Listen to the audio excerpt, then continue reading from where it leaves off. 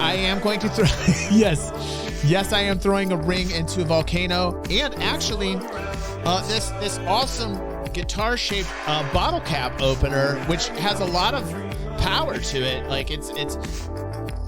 Hold on. Where did I go? Holy shit! This is like the ring, dude. I'm invisible. Pepe, this guitar bottle cap opener just made me disappear. I have to take this thing off. Whew. Oh my god.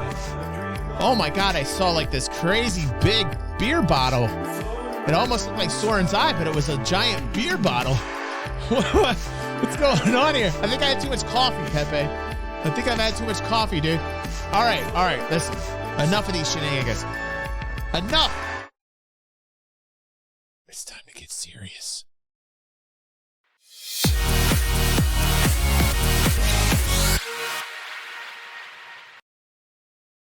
I love combat, okay? I love combat.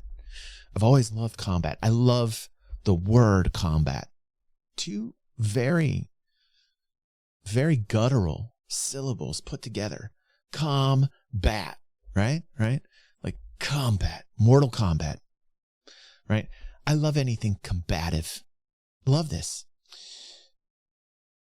Star Citizen's huge combat overhaul. Now, I need to get into this.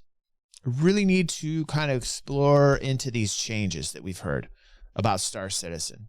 Hello, welcome to DG360. If you're watching, please push the like button or the dislike button. Just push one of those fingers there. You'll be very pleased. Let's watch this video first, and then we're going to watch an Avenger 1 video. Oh, hi. What's up, Donnie? It's me. How you doing, dude? I know it's been a while since we talked, but, you know, our life has been just kind of busy.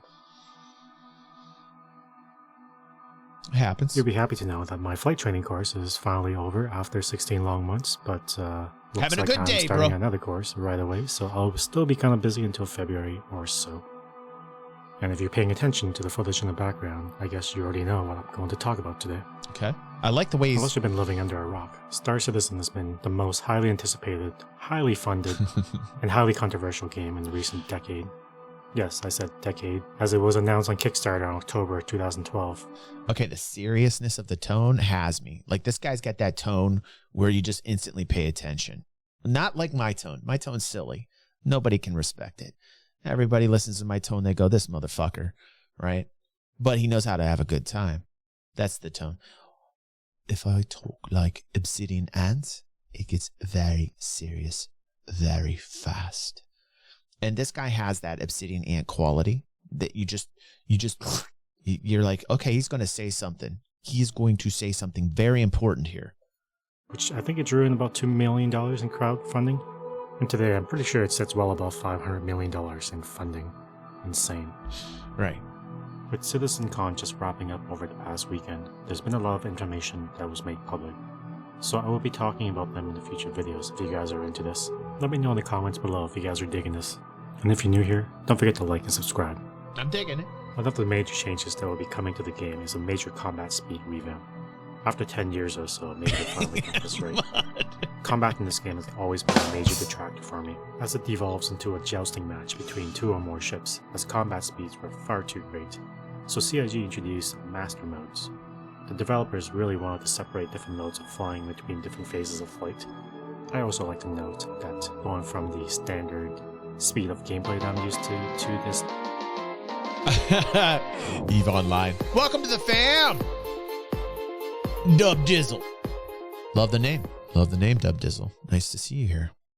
Jousting style of combat just wasn't for me, and I'm glad that they're looking to fix it. First up is Standard Control Mode, or SCM. SCM was told to be capped at around 300 meters per second, and obviously that's going to be changing around, and can be exceeded with boosts, but it cannot be maintained for a long period of time, just to keep the combat speeds to, reasonable levels. As the name implies, this is the mode that you're going to be doing most of your routine tasks like mining, exploration, or combat, and this will be the only mode where your shields, weapons, and countermeasures will be online. This should fix the whole jousting situation that we're having now in the game where ships are moving at north of 1 kilometers per second. It's just not fun. CHE has said that they wanted to bring back the feel of a World War II dogfighting game, so I think this is... Right. They got to balance the fun versus the realism. This is a very difficult area of game design. This is a very, very difficult area for game design. And that's why I repeated it. Because it's a difficult area of game design. It's one of those things that get talked about over and over again because it really separates some people. It takes some people off and it turns some people on. It's a very difficult area of game design. This is the right direction to go towards. This will also give the developers an opportunity. I'm not sure I'm going to like this. I'm not sure, but we'll see. Smaller ships could still be faster and harder to hit, but carry less punch, while heavier ships would be significantly slower. I think so, Jiro. The massive firepower that they bring. I think this will also give a boost in quality of life for larger ships, such as the Hammerhead, where it became extremely difficult to track ships moving at ridiculous speeds. Slowing the ships down to where they need to be, around 200-300 meters per second, I think will make turret gameplay much more exciting, as ships become much more easier to track by human players. Yeah, and let's face it, at the end of the day, you want to have battles that are memorable, and the thing is it's a trade-off of realism for the fun, because obviously the reality is that this would never happen, right? But the other reality is in gaming that more people will have fun if you slow it down, a la World War II dogfights, and I'm just trying to figure out where I'm landing on this. I go back and forth on this all the time.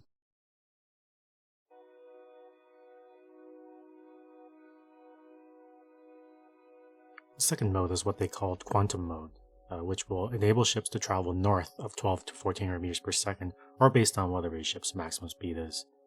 However, there is a charge up time, and you're literally a sit and duck. Your shield will drop to 0. For fun, Sketch, I would agree. For the fun factor. You'll basically just be flying forward until your quantum boosters are online. I don't know we're gonna watch. I think we're gonna watch that after this, Red. What's up, Red? How you doing, bro? I have no shields. If my mods are here. Where's Ash been? I haven't seen Ash in ages. Peace out. I am assuming that they will be tweaking the interdiction gameplay so that it prevents people from just being able to run away in quantum all the time. Or if you're a veteran EVE player, you just bring friends with lots of firepower that will just one-shot a ship before you can even get away. You also have access to Quantum Boost, which gives you the ability to jump to a point of interest within 50,000. Hold on, Donnie put a comment in here, and he is a developer over at Cloud Imperium. He says, it is difficult because you want to do it right. You want it to work. You want to ensure the player feedback is adhered to while retaining the project's vision at the same time. Regardless, this feature is based on player feedback and development ideas. Right. Because that has been a very loud voice, is to slow it down a bit, right? I don't always know if the loudest voice is the most correct voice, though. You know what I'm saying, Donnie? But yeah, I hear what you're saying. It's a very difficult area of game design. So Donnie says, so we'll see what happens. Thing to remember, though, is hover mode. Great concept, but no one liked it. So because no one liked it, we ripped it out. So when I was one of those dudes that actually liked hover mode. You know what I mean? So yeah, it's kind of like whatever you see in terms of the loudest voices, but the loudest voices aren't always the correct voices, because if they're not my voice, they're not the correct voice. No, just teasing. So when this comes out, we'll be paying close attention to constructive player feedback. That's good, and that's why I love Cloud Imperium, because they do listen and they are very aware, and they have their finger on the pulse of the player base, which is great. First time chatter E-Dub Dizzle says, so I've been following your YouTube videos for a while now, but I got to ask one question. Who is Pepe? Pepe is a man of mystery. I can't talk too much about Pepe. He gets upset when I start divulging his information, because Pepe really shouldn't be here. And he's here, and we love him. But some days I want to fire him. Dub Dizzle. Right, I'm liking what I'm seeing from chat right now. It's great. Bombers or so, and it's available anytime in quantum mode. However, there is going I like to be a hover limit mode on how too, much you Jiro. can use I it, did. So use sparingly. So I think this is pretty useful for someone who wants to get away quickly and then immediately align for quantum travel away from the threat. And yes, quantum travel will still be the primary way of traveling long distances. I don't think there are, Jiro. It's a constant thing, buddy.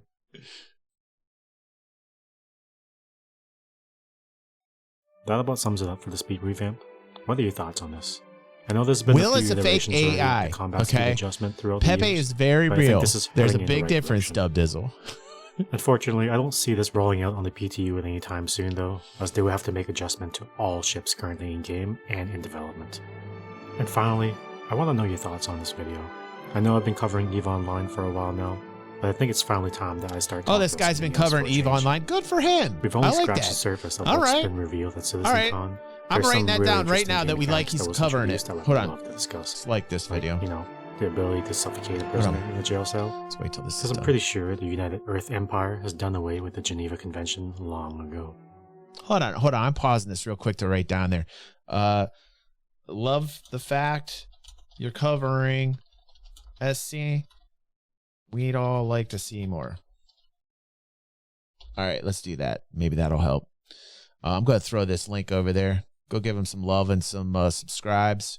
His name is A Higher Perspective, and he's got 6,000 subscribers. Let's give him a DG360 boost. Go over there, tell him what's up. Tell him DG360 Army is here. And yeah, I would definitely like to see more Star Citizen content from this guy. He definitely has that Obsidian Ant, very serious ASMR voice. The Crusader Spirit series ships were also on display, and if you got $100 laying around that you're not using, you can throw them at Chris I'm really Roberts. I'm sure you'll considering it. appreciate I'm really considering it. I I'll just hike the my spirit. I'd like to eventually get some gameplay footage for you guys down the road, but All right, cool. Now, next, I want to talk about from a PvP or pro, and A1 is going to talk about this. This is 4 days ago, and he talks about the greatest Star Citizen flight model, understanding disengage. Now, he really went for that clickety-clack title. I'm not quite sure about it, but let's see. Let's see what he's got to say about it. Okay. Oh, let me move over to the Grogu Here's something spot. that people need to understand. Moving over to the Grogu About spot. So I'm going to explain the current system, like the current system that we have. Okay. We have our current speed system. Yeah. I don't know why that's so thick, bruh. Which is, let's These say, elongated right? patterns. I think 1200-ish. yeah. So these elongated circle patterns, right? Now, a lot of times combat happens within, sometimes the combat might happen up here in that speed zone. Sometimes the combat might happen here. And sometimes the combat might happen here, right? Now, when I say combat happening, I mean The merge. within a relative delta of 200. 200. Right? Okay. So what I mean by that is if two ships are fighting, okay? Yeah. Yeah. So they're circling each other this way, circling each other this they're way. not usually that tight. They might be but circling each other there like we go. this. There we go. Right? Yep, Where and then they they're go, both kind of and then they'll be going. Like, they're both kind of yeah, moving but this they're also overall moving- direction. There we go. But All they're right. circling. Yeah. They're circling as while they, moving as they Right. continue to fight. Yep. Right? Yep. That's what we kind of currently with the speeds right now. Yep. Now with the new system, what we're doing is they're separating this so that fights happen basically like this. And then Anything in here is hard capped like that, and anything from this point on is all space quantum maneuvering or whatever, quantum mode, right? Standard quantum mode, and this is standard control mode, right? Or SCM. They're just separating the flight. The play They're just separating the flight. Very similar to Elite Dangerous, in this zone is going to be anywhere from from what they've told us, right? Anywhere from 0. I like the power down. I like that 8-second power down to switch and to get out for quant because it leaves the ship vulnerable, which it should. I do like that. To say 300, right? And that is subject to change, right? That might go up to 500, maybe at one point. I don't know, right? Thank you for the sub, brother, or the follow. Welcome to Imperial Navy, right? But that's subject to change relative to what's going on with what Yogi's team is doing and what they want ships to feel like and all that stuff, right?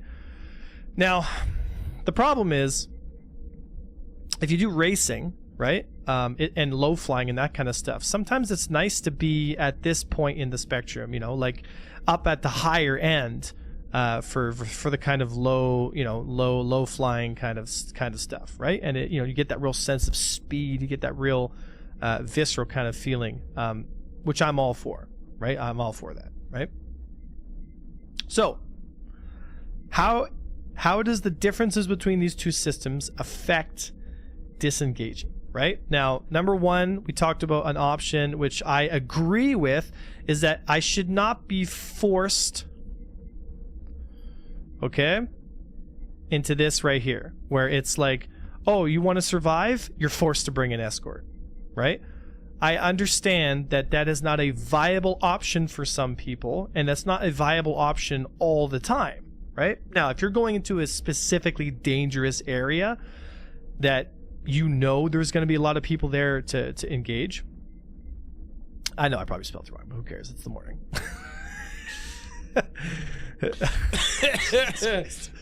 Escort. All right, escort. Let's just whatever. Option number two will be a scout. Getting on the grammar side of things. Okay, so option number 2 is a scout, and 3 will be, I guess you could call it whatever, right? You're gonna guess or take a risk. You're just gonna hope that nobody's there, right? That's what we currently have right now. Okay. The argument is, with this new system, I won't be able to disengage, or in this case, like, how do I disengage? First of all, with the current system we have, you can't disengage. Like, you can't.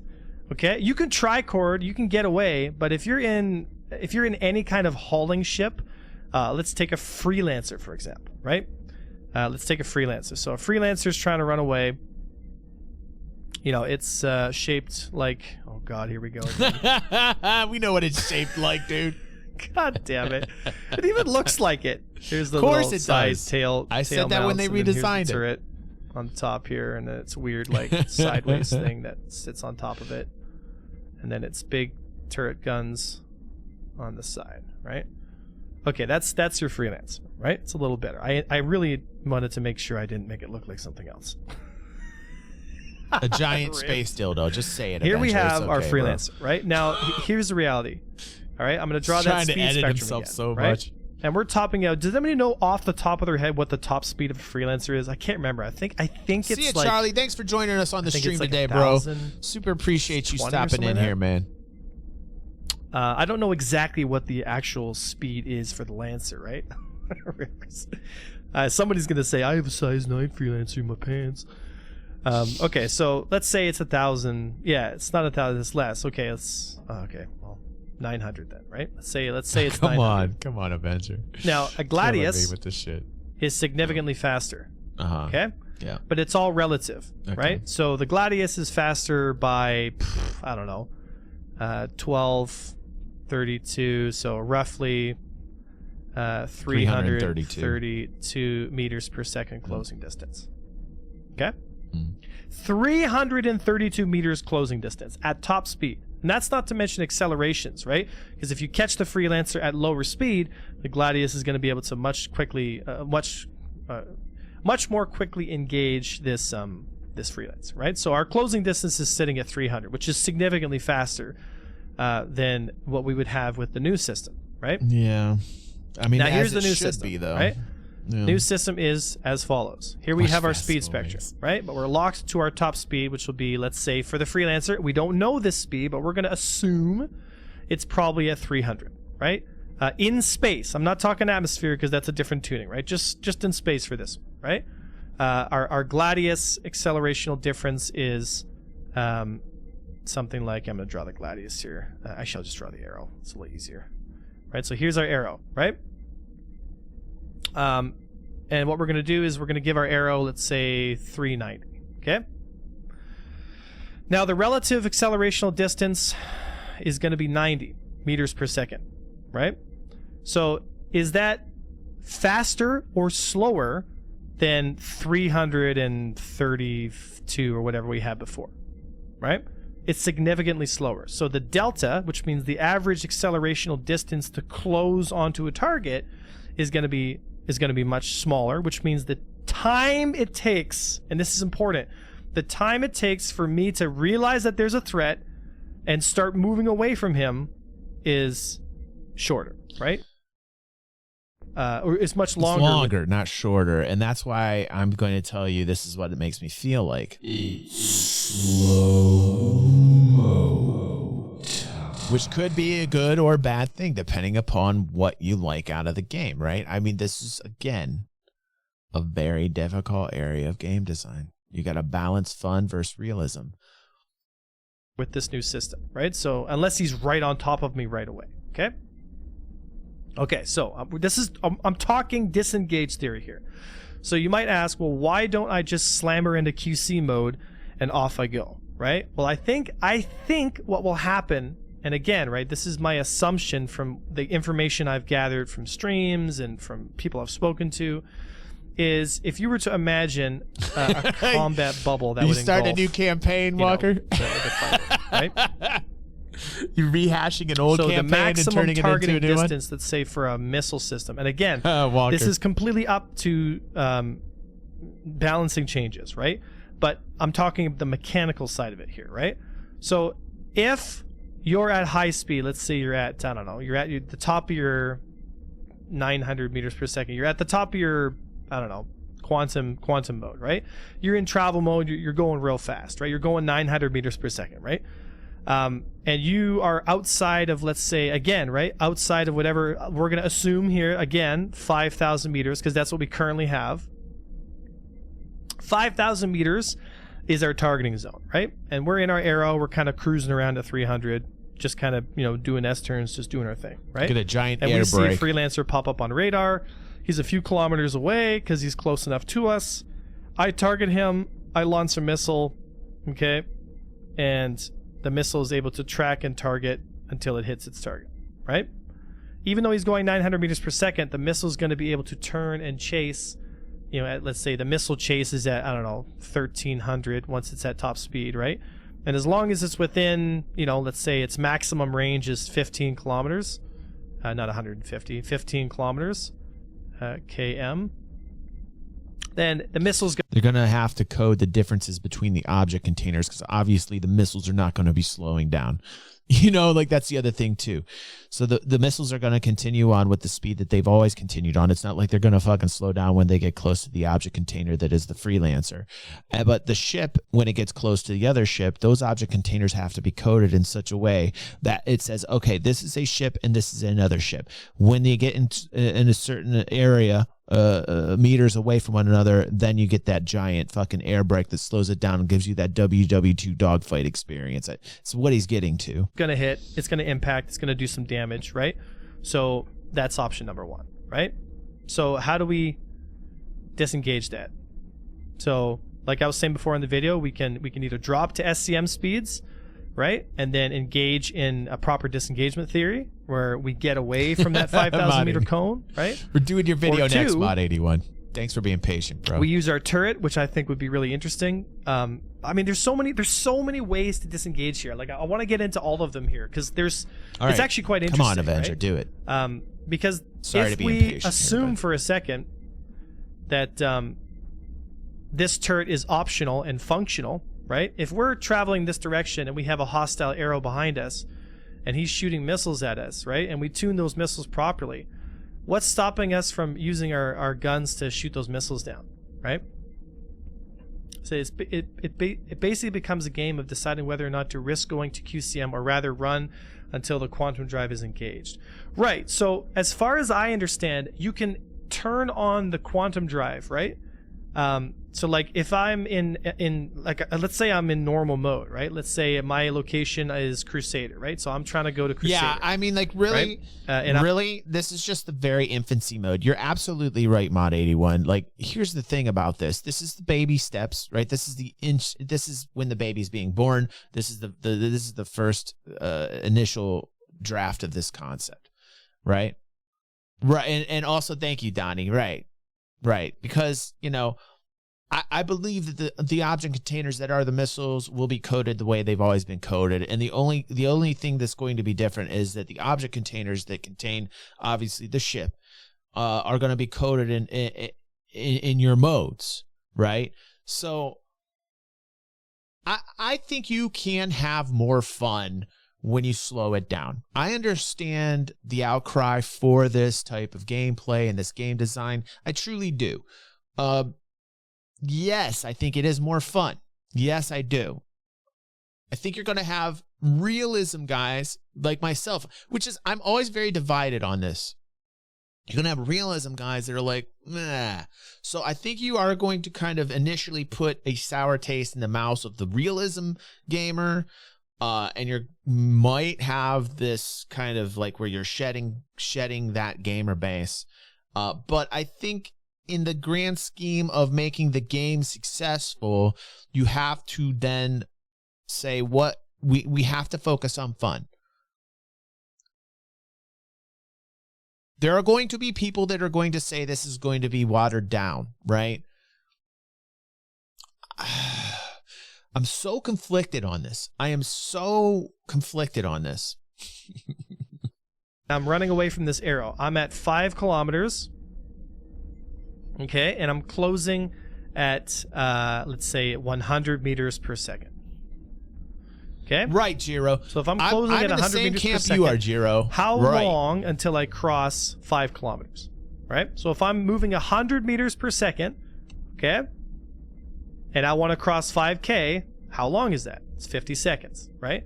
So I basically have 1 full minute, almost 1 full minute at 5 kilometers before this freelancer is within weapons range. Which, in fairness, in the design, by doing this, what you're doing is you're giving the multi-crew, which is usually the weaker ship, not always, but usually like larger ships that are trade ships, and this isn't in all cases, are generally weaker than military or attack grade, I don't want to say PvP ships, but just the design of the ship itself.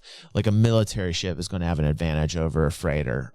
And so what this does is it also gives 50 seconds of time that it didn't have before, the freelancer, and it lets the crew the crew inside the freelancer figure out how they're going to handle. It gives them 50 seconds to, which really in the realm of fun makes a lot of sense. Because imagine, you know, in the system we currently have, it pops up in your face. There's ultra realism to that. There's a lot of realism built into that. And also, you know, to be fair, if you're a crew that is tight, that has handled that numerous times, then you'll be ready at any given moment's notice. But obviously we have to factor in the entire gamer base. And a lot of the gamer base is not going to be a tight crew, right?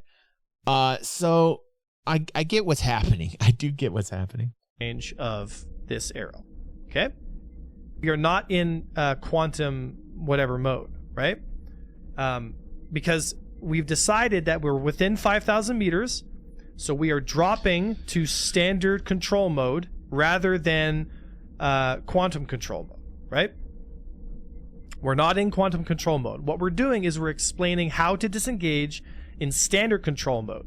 Because the reality is this: once you get within a certain range, like once you get within 5,000 meters, I don't know what CIG's distance is going to set for. I don't know if it's going to be coded by distance or if it's just going to be like a mode in which you switch it inside of your ship. I'm not quite sure. Donnie, do you have any information on that? I don't know if it's going to be coded into the distance with the object containers. So, you know, I'm just speculating here. Or if it's actually just something in your ship where you're going to switch to SCM mode. Yeah, like I'm not quite sure how they're going to do it. I would almost think that they would make your weapons not be fireable while in quantum mode, and that your weapons will only be fireable, missiles and guns, when you're in standard mode. I think when you're in SCM mode, when you get into combative mode, if that is the correct acronym, SCM mode, for what I'm talking about. Sorry if it isn't. But if SCM mode means you would then slow down to engage, I think what they're planning on is having it something that you switch on in the ship, and they're going to put it on the capacitor side of things. I think they'll be like, oh, well, your capacitors can't handle the fact that you're in quantum mode, so the only way that your capacitors can handle the additional energy output from weaponry is going to be if you put yourself into SCM mode. So I think it's going to be designed in so much of a ship switch, but I don't know. It could also be coded. It could be coded by distance. You know, I'm not quite sure. I'm not quite. If anybody knows that, would love to see it in chat. For like the danger zone, basically, right? You know, if they set it at 5K, it's 5K. If they set it to 10K, if they set it to 12K, I don't know what the distance. That's a tuning thing, right? But mechanically, once you get close enough to let's say a fighter, if you're still in Loon, I think that's going to be done in standard the ship. Quantum mode, you are at risk of receiving effective fire, right? And effective fire in the sense of if you have missiles and you fire it at him, it's likely that they're going to hit. So in order for you to deal with those missiles, you're going to have to drop to standard control mode and engage. I like it. I like it. I like it. Now that I talked it out, I do like it. It's going to give you that. It's going to give you that. It's going to give you that combative confrontation mode. It's going to give you that, like, oh shit, you got to make a decision. Do you want to fucking run for it and go in SQM, or do you want to stay in SCM? If you're a freighter, you've got like split seconds to decide. Even with that 50-second window, depending upon what other ship, it could be smaller amounts of time, it could be larger amounts of time, depending on the ship and how the ship engages when it goes into that mode. But as the freighter, as the trader, you're going to have to make the decision. And you're going to have to do it as soon as you recognize it on the radar. So you're going to have somebody who's in navigation in your multi-crew that knows what they're doing, knows what they're looking at, and says, bam, I see somebody, I got somebody on here. We have X amount of seconds. What the fuck are we going to do? Are we going to engage, or are we going to get the fuck out? I also like that when you go to SQM mode, it's going to power things down. It's going to take the shields out, and it's going to make you vulnerable. That's also very good. So, yeah. We do have a need for multi-crew. Right, Red Bear, right. So, all right. Thank you, Avenger One. Watching just a few portions of this, I get it. I think I may like this after listening to both of these videos. All right.